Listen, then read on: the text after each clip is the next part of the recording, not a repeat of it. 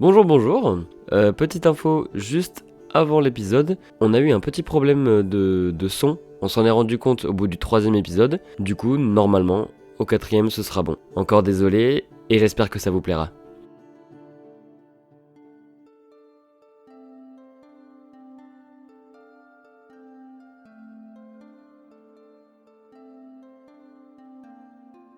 Eh bien, bonjour à toutes et à tous. Dans ce nouvel épisode d'une nouvelle aventure, avec un nouveau personnage, avec une nouvelle histoire, avec un nouveau monde, avec une nouvelle version de règles, avec... Bref, vous avez compris. Il y a qu'un seul truc qui change pas, c'est nous deux. On est toujours là. Pour recommencer, nous allons jouer avec la version numéro 5 de Donjons et Dragons. Qui es-tu ou où es-tu? Oh là. Alors qui je suis Nous avons fait là une petite fiche de perso ensemble en off. On s'est d'ailleurs demandé s'il fallait l'enregistrer. On s'est dit que ça allait être un peu relou pour vous. Donc voilà. Et puis on l'a fait, je me suis dit, ouais, heureusement qu'on n'a pas enregistré. Ouais, je pense aussi. Ouais. J'ai eu un peu ce sentiment en les rédigeant. Ouais, Du coup, pour l'instant, je suis un rôdeur humain avec des capacités assez... j'allais dire des capacités limitées. On a un petit peu remanié le personnage. La fiche de personnage ne pouvait pas coller au personnage que Colin voulait me faire jouer, car il s'agit de qui ? Il s'agit d'un personnage assez connu d'une bande dessinée dans le thème viking. Un personnage qui s'appelle Thorgal. Thorgal dans la bande dessinée qui est une sorte de demi-dieu, oui plutôt demi-dieu ou protégé des dieux. Et j'ai décidé de le faire jouer, de faire jouer tout ça comme si c'était un rôdeur simple. Parce qu'il était assez difficile de faire jouer à un joueur un gars quasi invincible. Voilà, c'est complètement contre-productif. Nous, généralement, ce qu'on aime, c'est quand on galère. Donc, pour que le personnage puisse être jouable, on a créé un humain rôdeur de niveau 3 sur les règles de Donjons et Dragons, afin qu'il puisse vivre des aventures de manière potable, audible, et qu'il y ait des rebondissements assez sympas, je pense. Et les risques, Et des risques, bien sûr. évidemment. C'est le risque qu'on veut. S'il n'y a pas de risque, Il n'y a pas de jeu. drôle. Exactement, Voilà, c'est pas drôle. Eh bien, messieurs, dames, c'est parti.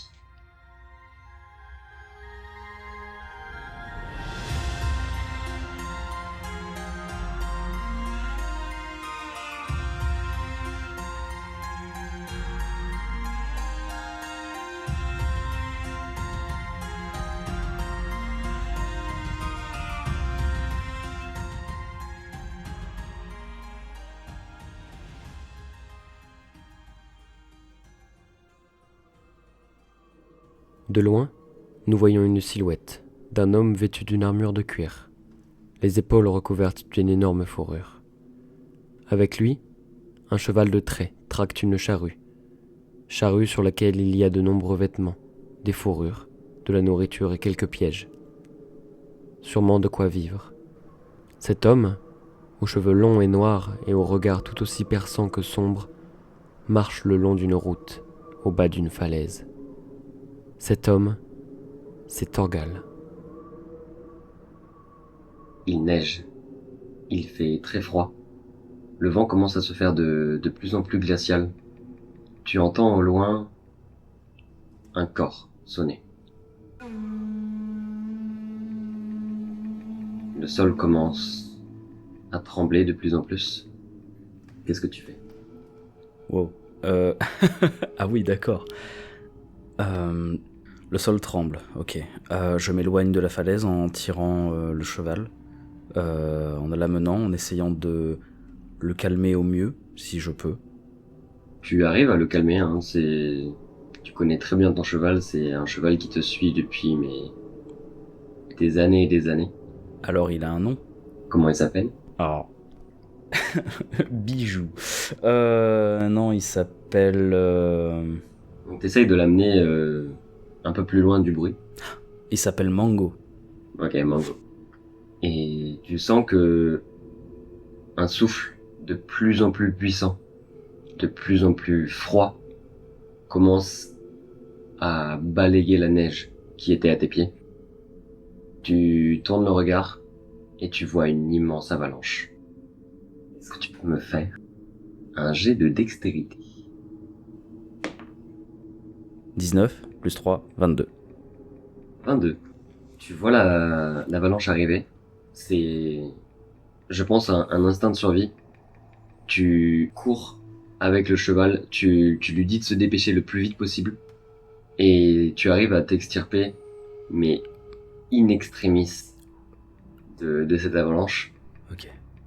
Ton esprit se demande, mais quel fou a eu l'idée de jouer du corps en pleine tempête, en pleine neige comme ça, dans la montagne. Enfin, c'est irréfléchi, c'est inconscient. Ou bien c'est fait exprès. C'est ma réflexion. D'accord. En fait. Quelqu'un a peut-être sonné l'alerte, il y a peut-être une attaque, quelque chose qui fait qu'il y a un danger. Par esprit de survie et d'alerte, il a sonné le corps.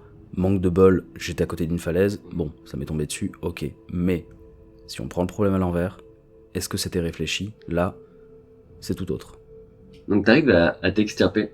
Il commence à se faire tard, la nuit tombe pas, mais c'est l'hiver et il doit être l'heure du goûter. Il doit être dans les 16 heures.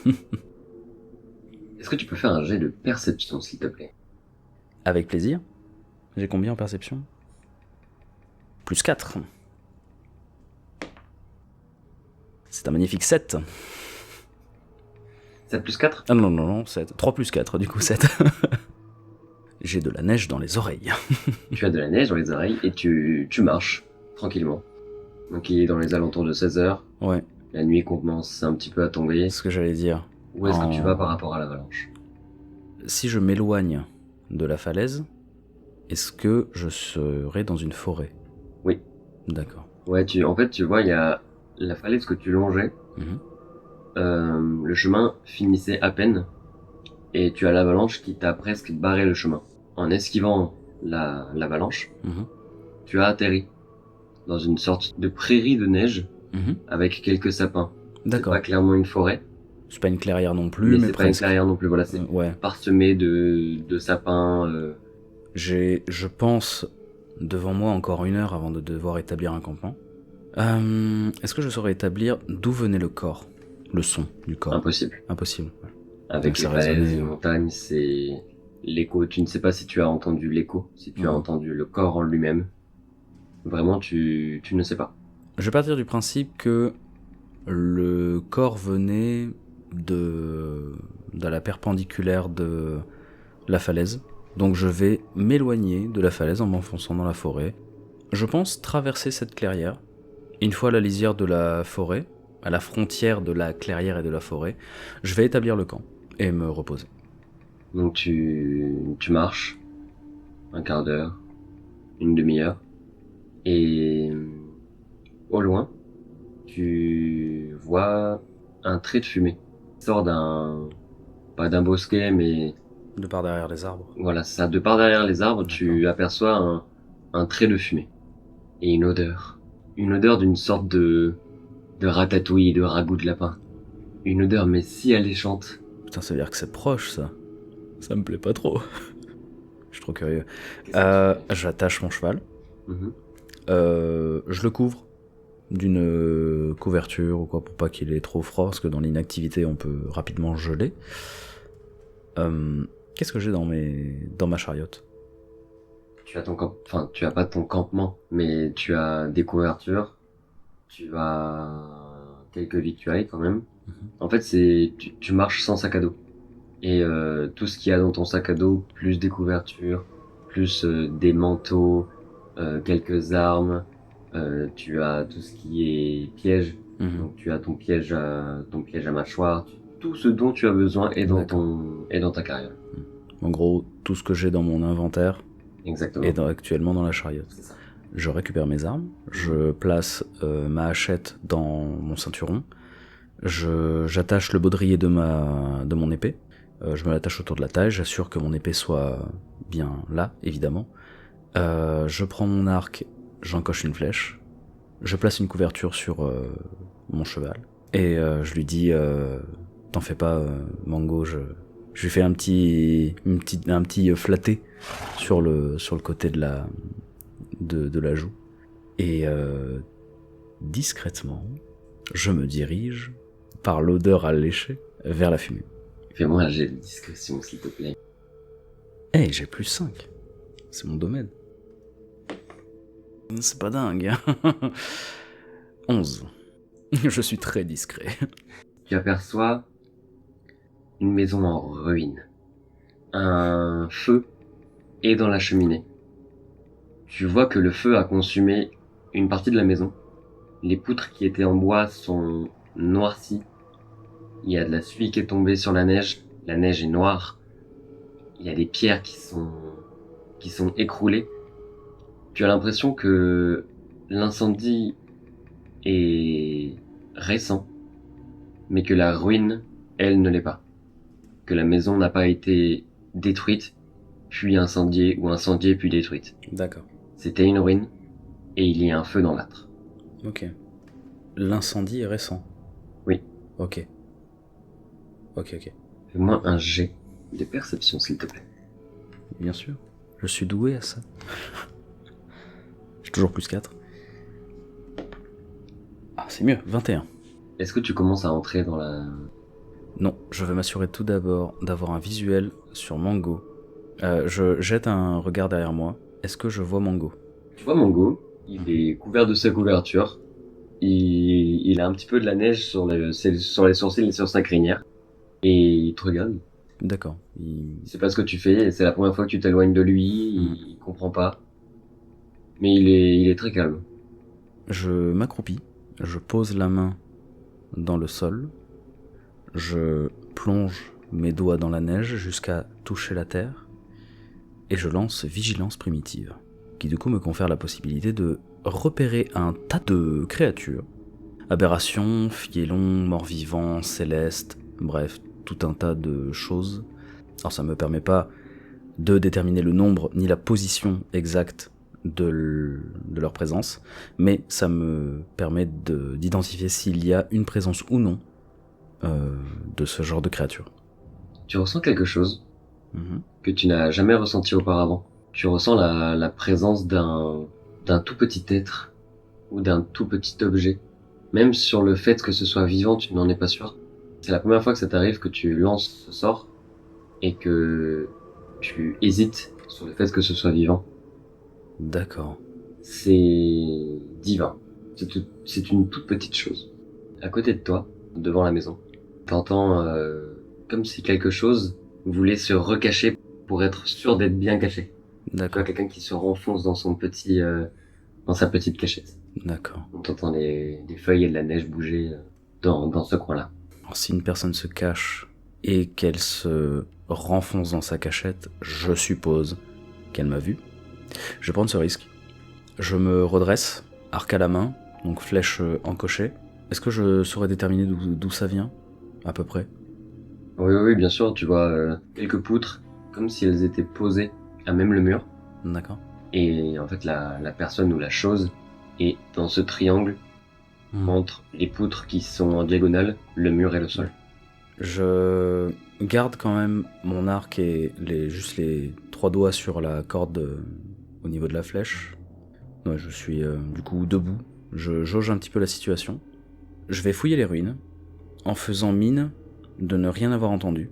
Mais j'aimerais avoir toujours un œil ou une oreille vers la cachette de cette chose.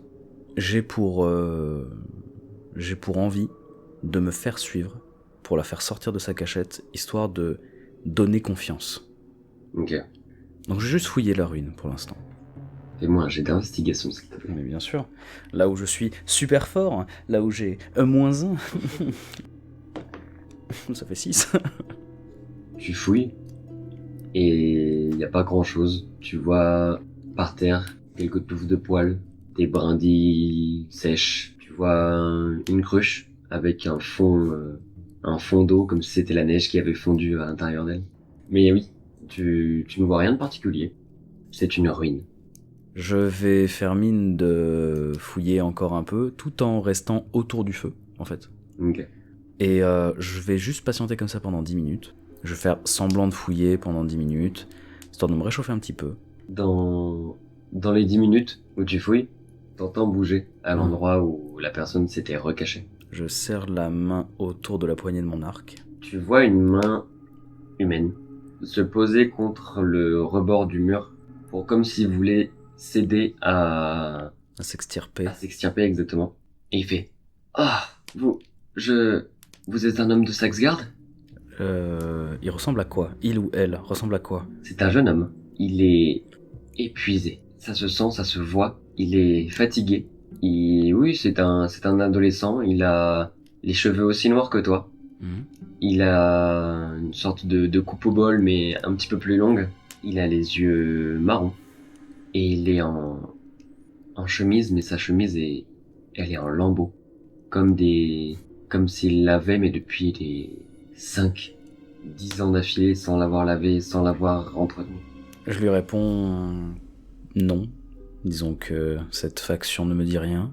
Vous connaissez pas Saxgard? Cela me dit rien. Quel est ton nom? Je m'appelle Torik. Enchanté. Je suis Torgal. Je ne te veux pas de mal tant que tu m'en voudras pas. Non, je ne te voudrais pas de mal, surtout si t'es pas un homme de Saxgard. Je lui tends la main, comme pour l'inviter à se rapprocher du feu.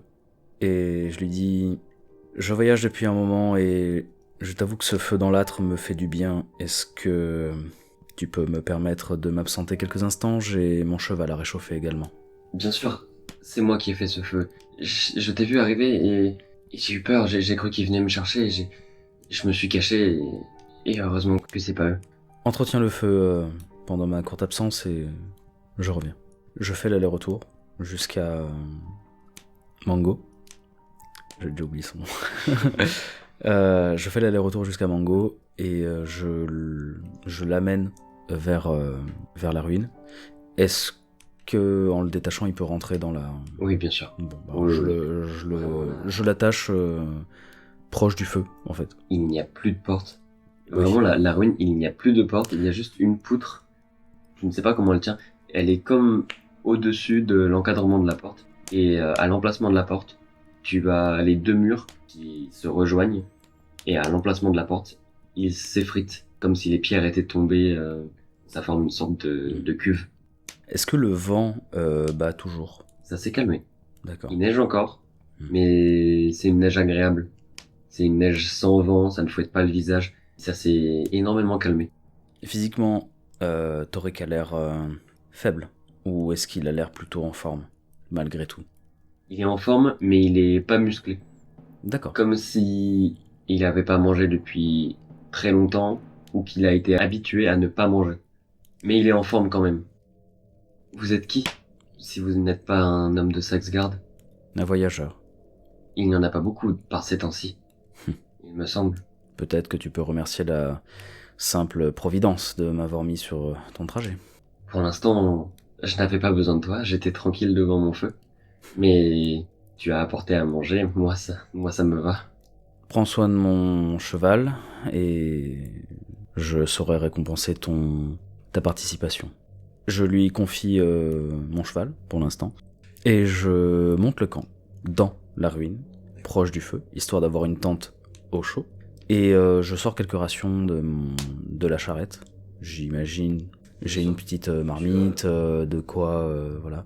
Je place la marmite au-dessus du feu et j'y verse quelques légumes, de l'eau. Enfin, je prends de la neige, je la fais fondre directement dans la marmite et je commence à faire une espèce de bouillon. Tu vois, Torik, il caresse le cheval, émerveillé. Mhm. Mais tu vois qu'il sait pas comment s'y prendre. Tu lui as dit occupe-toi de mon cheval, mais il sait pas faire. C'est un peu un test, surtout, parce que j'aimerais bien savoir qui c'est, ce mec-là. Du coup, d'avoir détecté une présence divine, j'ai l'impression d'avoir quelqu'un sur ma route, en fait. Et j'aimerais bien savoir qui, avant de traiter. Donc, je teste, juste par les choses les plus communes. Normalement, un jeune homme surtout dans une époque médiévale, sait s'occuper d'un cheval. Il sait quoi faire. Souvent des écuyers. Du coup, là, je l'observe et j'aurais très certainement quelques questions à lui poser. Tu le vois caresser le cheval. Il se déplace lentement. T'entends un bruit métallique quand Torik marche, quand il pose ses pieds par terre. Il se tourne vers toi, il fait je peux manger? C'est bientôt prêt, oui. Encore un peu de patience. Je peux venir? Près du feu? Oui. Évidemment. C'est toi qui l'as allumé, c'est ton feu. C'est plutôt à moi de te demander si je pouvais l'emprunter. Je ne l'ai pas fait et je m'en excuse. Où sont tes parents? Ça fait bien longtemps que je n'ai pas de parents. Pas? Ou plus? Plus, pardon. Ma mère a été faite esclave il y a 15 ans, je crois. J'ai été fait esclave aussi avec elle. Et tu vois qu'il commence à perdre un peu ses moyens. Et depuis, je l'ai plus jamais revue. Elle était aux chambres et moi j'étais à la cuisine et après j'étais à la forge. On a été séparés il y a 15 ans. Tu m'envoies vraiment désolé. Je lui tends une écuelle de soupe. Il boit tout le jus et après il mange tout ce qui est solide. Il l'engouffre mais en 2 minutes. Vraiment hyper rapidement. Je me sers calmement une écuelle. Je le regarde faire et je mange tranquillement. Il y en a encore. Bien sûr, sers-toi. Et il se sert tranquillement comme toi. Donc il prend exemple sur toi pour te servir. Mais il peut pas attendre et il remange. Cela fait combien de temps que tout ça est parti en fumée? Je ne sais pas. Je suis arrivé ici il y a 1 heure. Tu es arrivé ici en même temps que moi? 10 minutes, un quart d'heure avant toi. Il est habillé comment? Il est habillé en chemise, délabrée. Elle est pas lavée comme je t'ai dit, hein, elle est pas lavée depuis des dizaines d'années. Elle est sale, elle est terreuse, son pantalon pareil, il est pieds nus. Voilà, moi c'est ça qui m'intéressait. Et quand tu t'attardes sur ses pieds, tu vois qu'il a une chaîne, comme si ses pieds étaient enserrés, tu vois, Comme des menottes, Ouais, mais comme des menottes. des menottes épaisses, ouais, d'où le bruit métallique. Ok. Est-ce qu'il a des blessures aux pieds? Des engelures? Non. Les pieds, ça va. Par contre, donc tu t'attardes sur ses extrémités, ses pieds, ses Je mains. profite en fait surtout qu'il mange, qu'il se goinfre limite, pour justement l'observer et relever tous ces détails. Depuis le début, depuis la caresse du cheval, depuis qu'il mange, il n'utilise que sa main droite. Et sa main gauche est emmitouflée dans ce qui devait être un bout de sa chemise. Et tu vois du sang au bout de cet amas de chemise au bout de sa main. Je regarde sa blessure, disons emmitouflée, et je lui dis: qu'est-ce que tu as à la main? Cette nuit, il y a des loups qui me sont tombés dessus. Et je pense qu'ils avaient aussi faim que moi et j'ai réussi à fuir, mais ses 2 doigts, non. Et il sort sa main gauche. Son index et son majeur pissent le sang. Mon Dieu. Fais-moi un jet de médecine, s'il te plaît. Je suis pas très bon en médecine, je crois. Oh si, j'ai plus 2. 20 nat, plus 2. 22. Tu mets ta hachette dans le feu tout de suite. Oui, j'allais lui dire qu'il fallait cautériser mon pote.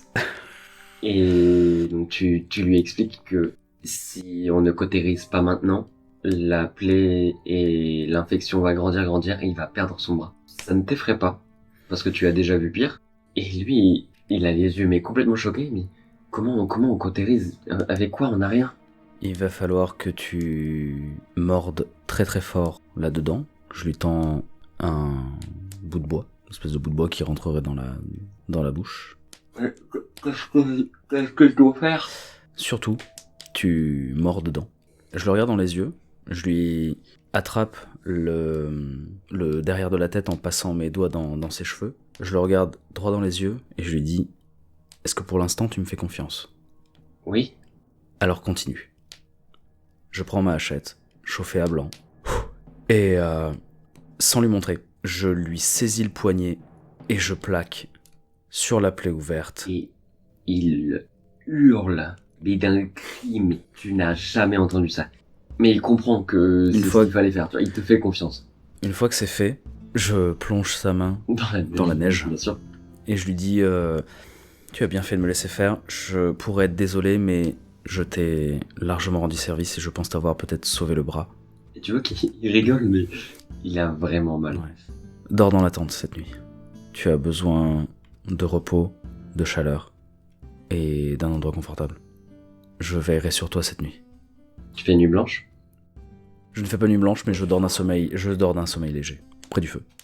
Donc pendant tous ces épisodes de vous mangez, vous buvez, il n'a pas seulement dit ça sur sa mère, sur la partie de l'esclavage. Il t'a expliqué un peu qui était cet homme, qui était ce Saxgard. C'est un tyran.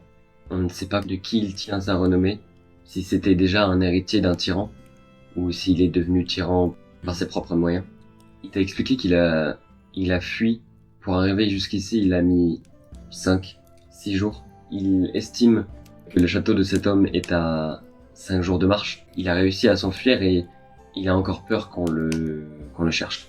Le corps qui a retenti, il y a de cela quelques heures, il était pour toi? Je sais pas. Tu l'as entendu comme moi?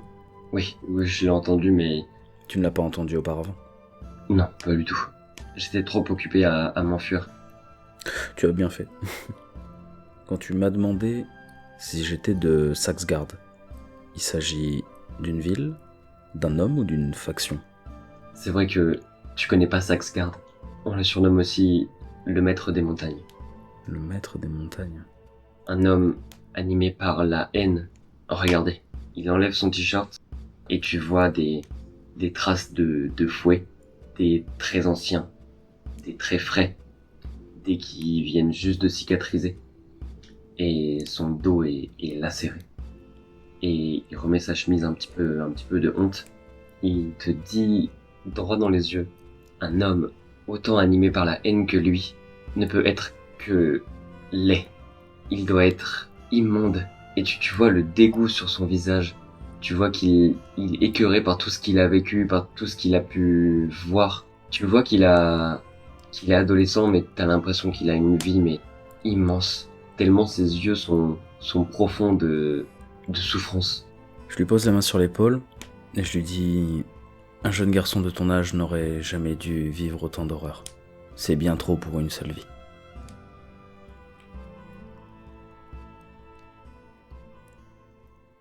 Une nuit calme. Une nuit sans neige. Nous voyons de loin des loups jouant avec 2 doigts aussi maigres qu'eux. Une avalanche toute fraîche le long d'une falaise. Et de cette avalanche sort brutalement une main. Une main enchaînée.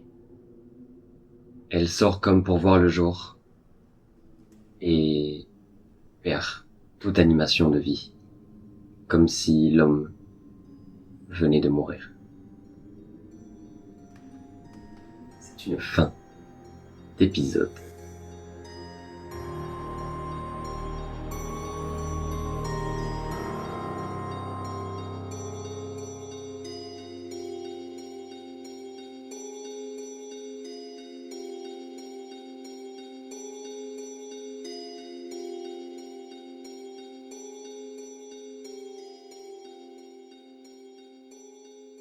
C'est donc ça que ça fait.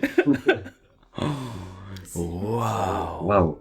Je pensais pas. Mais très bien, très très bien. Waouh. Qu'avez-vous pensé de ce premier épisode? Oh la vache, je suis à fond, j'ai envie de continuer. Waouh. Alors, Moi, je suis un peu stressé quand même. Moi, mais je sais pas si je fais bien, si je fais pas écoute, bien. moi tu me mets dans l'ambiance de ouf. Enfin vraiment, j'apprécie énormément. Merci beaucoup. Waouh. Quoi? J'ai trop de questions. J'ai trop de questions et je me méfie trop, du coup j'ose pas les poser. C'est Poser terrible. des questions. Ouais, pas à tout le monde, hein, des Tu crains fois. rien, t'es par gueule. Mais oui, bien sûr. Voilà. Ah bah, merci. Merci beaucoup. Merci à vous. Bon, les amis, j'espère que ça vous plaît quand même, parce que c'est l'une des premières fois que je masterise réellement. Moi, je kiffe, voilà. Non, en vrai, vraiment, j'aime beaucoup. J'aime beaucoup jouer. J'ai toujours été maître de jeu. Et me retrouver un petit peu de l'autre côté de la barrière, ça me fait beaucoup de bien aussi, parce que ça me met un petit peu en difficulté. En stress, parce que tu maîtrises rien. Ah bah non, absolument pas. C'est pour ça que je prends, enfin, j'ai un énorme défaut, hein, vous l'aurez remarqué, c'est que je prends énormément de pincettes et je prends mon temps, enfin, c'est trop cool. Merci Moi aussi, beaucoup. j'aime bien cette expérience d'ami. Eh bah tant mieux. Et on vous fait... Eh bah écoutez, on vous fait des gros bisous. Ah, par contre, avant les gros bisous, parce que oui, vous avez une part de travail à faire, hein. C'est d'aller sur Instagram, c'est de commenter sous les... Voilà, c'est d'aller sous les épisodes de... c'est d'aller sous les épisodes de Spotify, commenter, dites-nous si vous avez aimé, si vous avez pas aimé, si j'aurais dû faire autrement. N'hésitez pas à nous faire un petit coucou sur les réseaux sociaux comme Instagram, voilà. C'est le seul, enfin j'allais dire Instagram et j'allais enchaîner avec d'autres, mais pour l'instant on n'a qu'Instagram, on est très présent. On aime beaucoup vous répondre quand vous avez des questions ou quand vous nous faites des remarques, c'est toujours très cool. Et puis je pense qu'un énorme merci en fait de nous écouter, parce que ça fait toujours très plaisir de savoir qu'on nous écoute dans nos conneries. Voilà. C'est bien. Des bisous. Des bisous, merci beaucoup.